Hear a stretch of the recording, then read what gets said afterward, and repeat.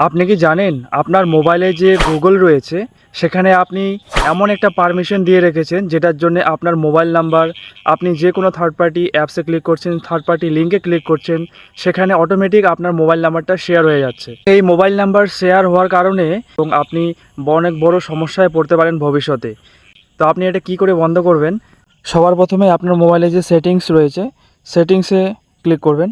সেটিংসে ক্লিক করার পরে নিচে দেখতে পাচ্ছেন এখানে গুগল বলে অপশান আছে, গুগলে ক্লিক করবেন।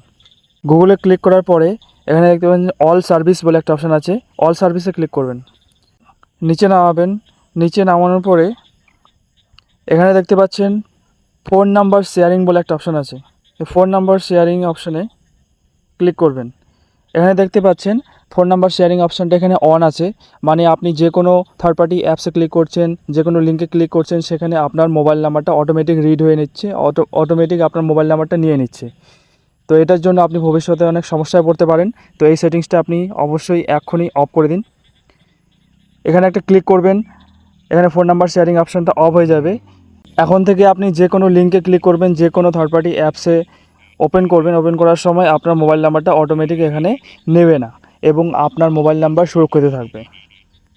আমার এই ভিডিওটি ভালো লাগলে অবশ্যই লাইক করবেন, কমেন্ট করবেন এবং এই ধরনের ভিডিও সবসময় পাওয়ার জন্য আমার এই চ্যানেলটি সাবস্ক্রাইব করে রাখবেন। ধন্যবাদ।